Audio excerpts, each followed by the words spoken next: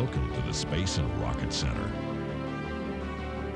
showplace of America's space program and home of U.S. Space Camp.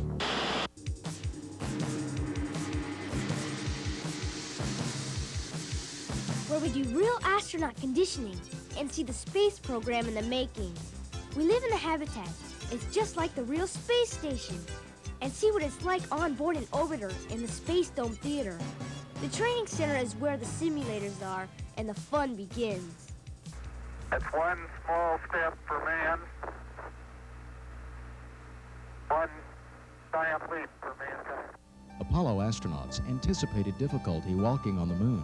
Since the moon is only 1/6 the size of the Earth, they trained on a device that offset 5/6 of their weight, the microgravity training chair.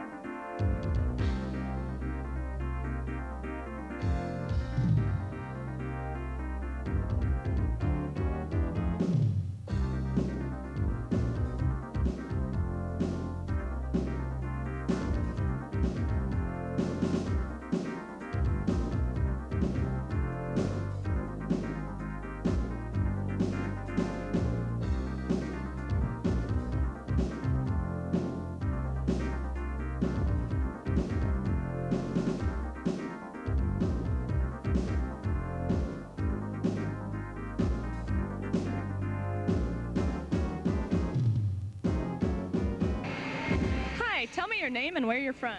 I'm Kirk Silvernow, and I'm from Washington, D.C. Kirk, tell me what happened on your first mission. What was it like and what did you do? I was a mission specialist, and I put together a pyramid, kind of, with poles.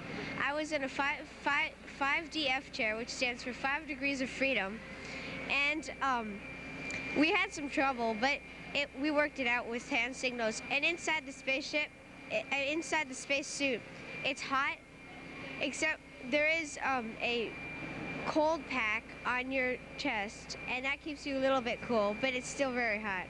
Thank you, Kirk. You're welcome. Hi, tell me your name and where you're from.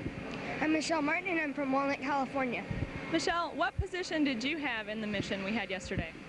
Well, I get to be weather and tracking, and I got to decide if we could take off and if we could land, and I got to tell them where the shuttle was and if it was working properly. Sounds like an important position. Did you have fun? Yeah, I had a good time. I enjoyed it. Great, thanks, Michelle. Hi, tell me your name and where you're from. I'm David Forrest from Vancouver, Washington. David, tell me about your training on the 1/6 chair.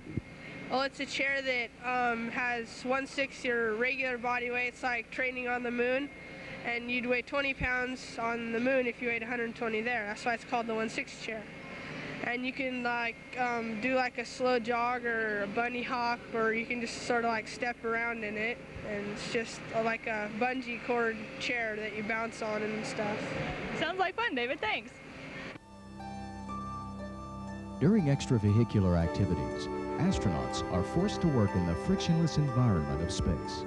Gemini astronauts train for spacewalks in the 5 Degrees of Freedom training simulator.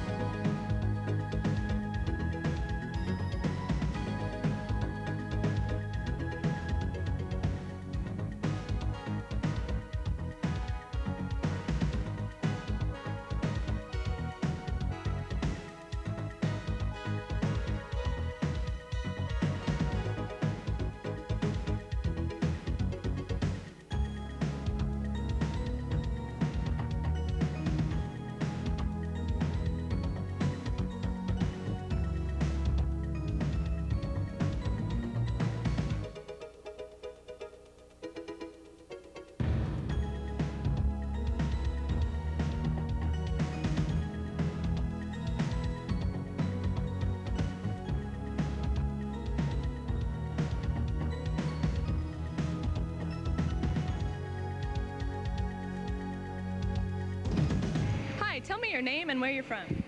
Chris Brown from Atlanta, Georgia. Chris, what's been your most favorite thing here this week? The mission was probably the best thing that happened. What was your position on that mission? I was a space station specialist. What did you do? We performed the EVA and did experiments in the space station. Sounds like fun. Thanks, Chris. Hi, tell me your name and where you're from. I'm Keely Snyder and I'm from Vancouver, Washington. Keely, tell us about the training you had at the pool this week. Well, we went to a pool where we had to try and build a cube underwater to experience weightlessness and what it would be like to build something up in space. It took us 2 minutes and 25 seconds, and we had a group of 9 people building it. Was it harder to build underwater than it would be up on land? Yeah, it's because you had to have a hold of it all the time, otherwise, because it would float away or be weightless like if it was in space. Thanks, Keely. Hi, tell me your name and where you're from. I'm Matthew Bratland, and I'm from Washington, D.C. How did you hear about Space Camp, Matt? I heard it from my friend Kirk. He said that he was thinking about going, and he gave me the brochure, and I looked through it, and I decided that it'd really be a fun thing to do, and I was really interested about space and learning about space. Have you had fun so far this week? Yeah, it's been a lot of fun. I like all the people in my room, and all the counselors have been really nice. Great. Thanks, Matt. Mercury astronauts had to be prepared to stabilize their spacecraft should it begin to tumble out of control. To rehearse these procedures, they used a device similar to the multi-axis trainer.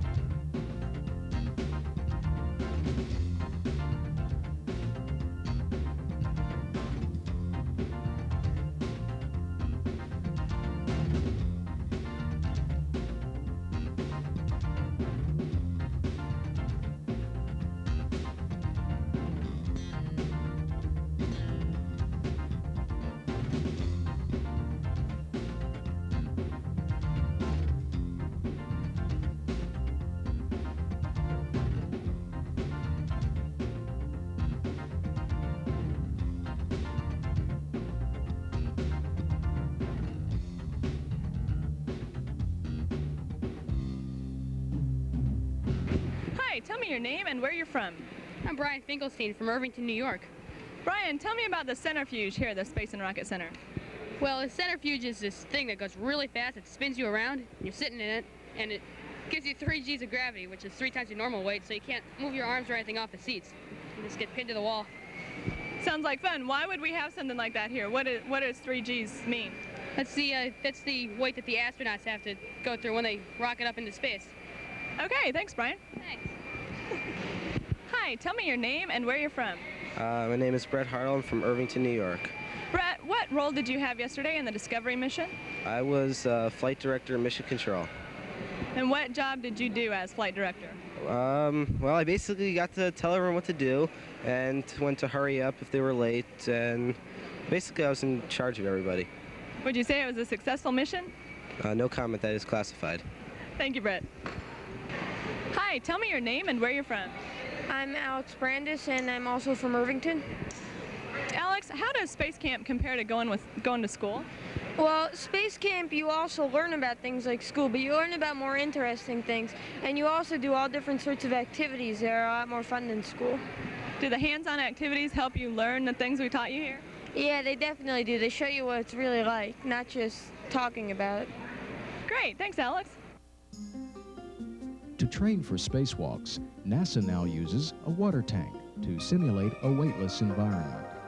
The astronauts wear special spacesuits, and weights are added so they don't sink to the bottom or float to the surface. They hang in one place, just like they will in space.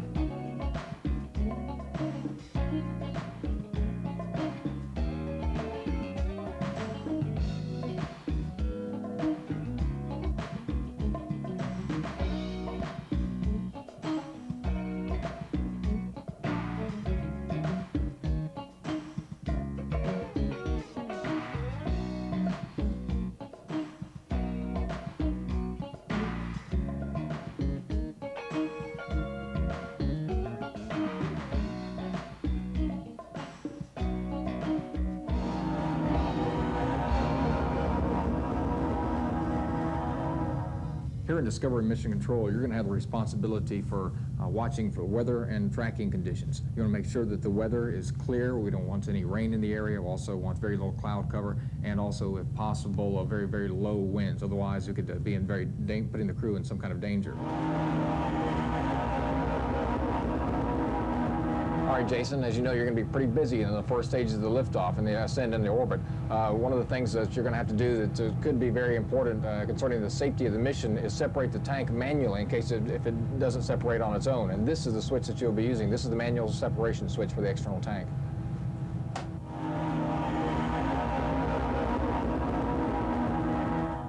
First, we're going to get a little bit of exercise.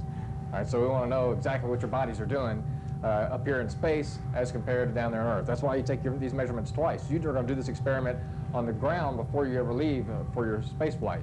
And then, once you get up here, you'll be able to do them again.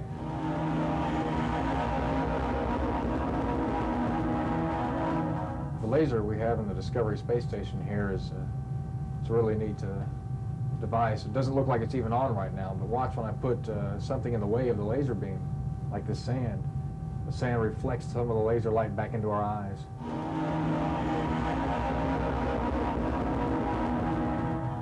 This Discovery EVA is a very important one because it's going to show you how it's possible to build large space structures in a microgravity environment.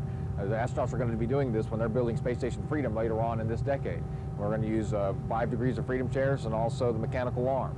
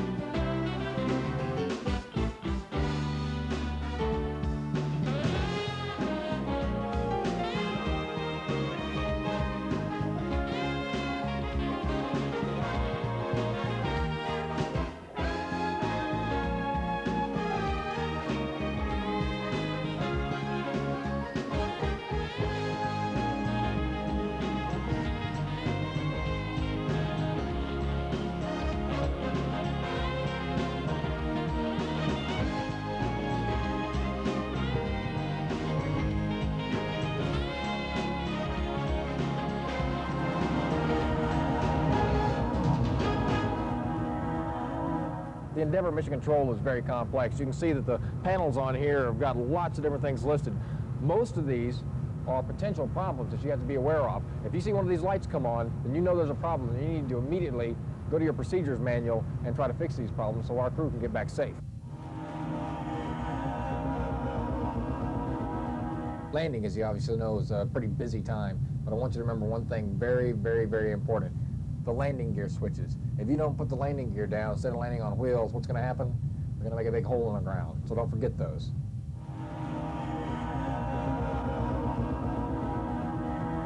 Now, the rotating chair on Endeavour Station can be a lot of fun, but it's also very serious, because what we're trying to do is determine whether or not your action-reaction time in a certain exercise is faster or slower in space. We'll spin you up and time you.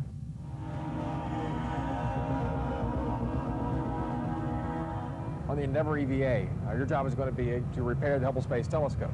Now, this is the power module. Obviously, can't reach it now. We're going to have you in 5 degrees of freedom chairs and also the remote manipulator system to raise you up to the level where you will be able to work on this, although you will be floating slightly off the floor, so it'll be just like you're in space.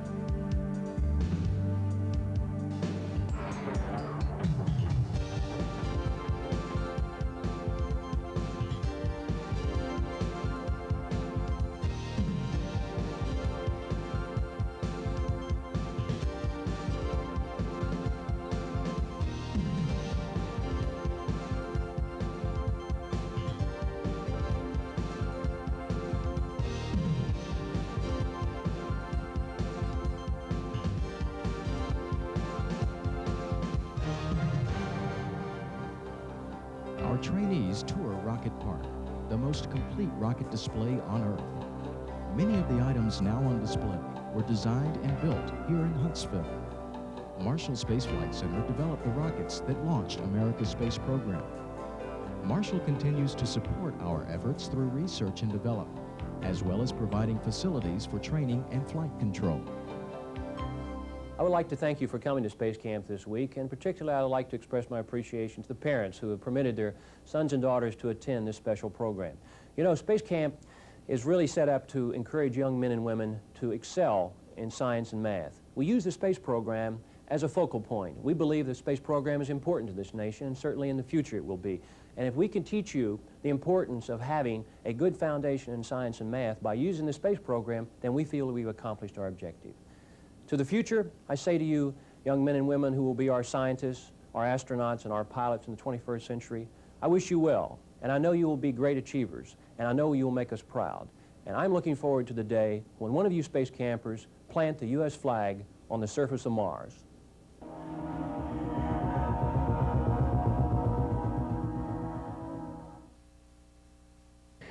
I would like to take a minute to thank you parents, grandparents, and friends who have here today to observe your youngster graduating from our program.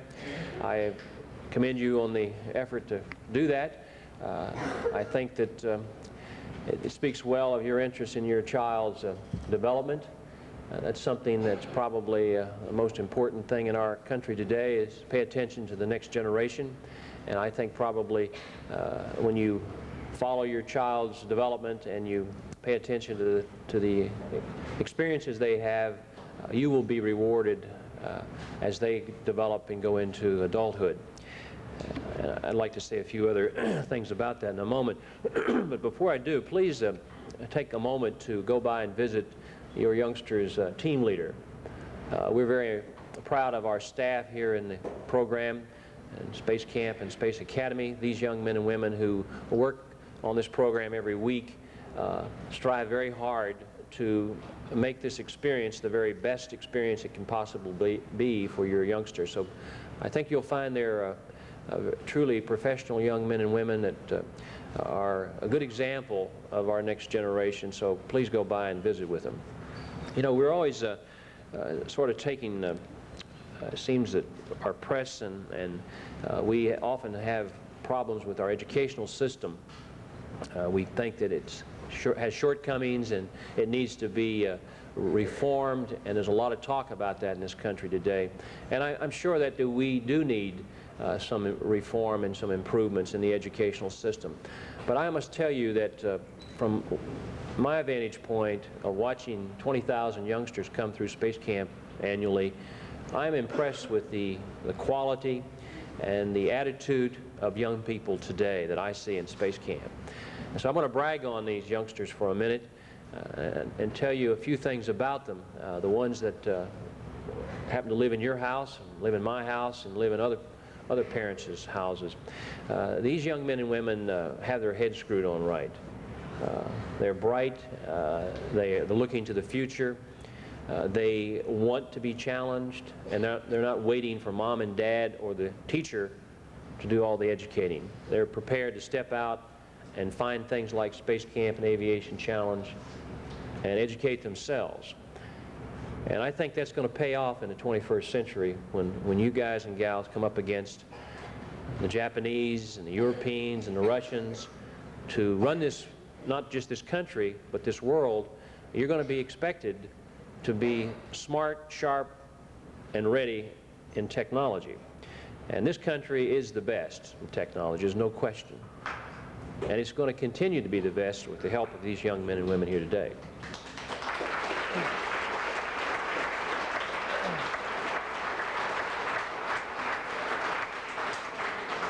I will tell you one story about a young man that was interviewed by a CNN reporter some years ago, and he was asked the question, rather hard questions I thought for a 12, 13-year-old guy to answer. And the first question was, what would you do if you were in charge of the NASA space program? And the young guy said, well, I'd have a space station on orbit with a crew aboard that would be there living permanently. I would have a permanent research station on the surface of the moon, working as we might an Antarctic or Arctic Circle type research. And I would have a crew going to Mars to land and explore Mars. And the reporter said to the young man, well, that's a very ambitious program. I would question whether Congress would ever approve such a program. And the young guy said to the reporter, your Congress might not, but mine will. And ladies and gentlemen, therein lies the story of the future of these young men and women. They look at things much different and much more global than we do, and I think that's important, and I think that's going to fare for them well in the future. To you young boys and girls, young guys and gals in the audience, I congratulate you on your accomplishments this week. It's been a strong week in Academy, and we've had good reports of all the activities, and I'm pleased that you've done so well in good team activities, and I'm pleased to hear all that. I do expect to see some of you back in the future, and I'll be following you as you develop, and if you have any questions or inquiries, please let us know about them. We'll be happy to try to answer them. And one more time, I challenge you to look to the future and aim high. Thank you very much. Hi, I'm Joanne Clark. And I'm Pamela Tolan. And we had the privilege this week of working with Apple. And it was divided as A and B teams, but we worked so much together that we'd like to come up here and graduate them both together. Say something about this. I had a wonderful time working with these 18 kids. They were so bright, so much fun, and they had such character and personality. It was just amazing to see 18 kids come together like they did. I'm so proud of all of you. They definitely had the best sense of humor of any group I've ever worked with. I'd like to introduce to you now Apple Alpha. Matthew Bratlin from Washington, D.C.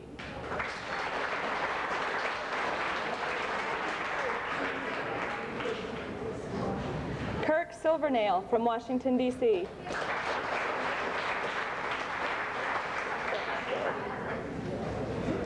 David Forrest from Vancouver, Washington.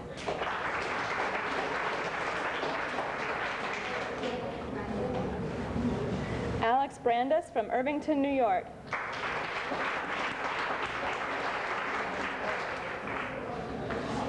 Brian Finkelstein from Irvington, New York.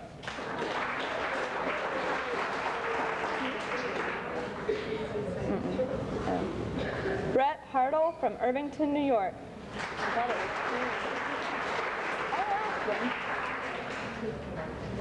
Chris Brown from Atlanta, Georgia.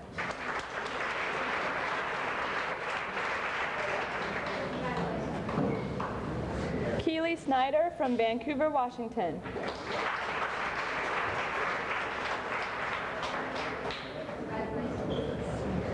Michelle Martin from Walnut, California. Congratulations, Apple Alpha. The first two awards is called the Right Stuff Award. And the Right Stuff Award is presented to 2 trainees in a session who have displayed by their words and deeds the characteristics of United States space explorers. We look for such qualities as leadership, sound decision-making, outstanding program participation. We want them to be really excited about being here. And our first Right Stuff Award winner goes to Kirk Silvernail.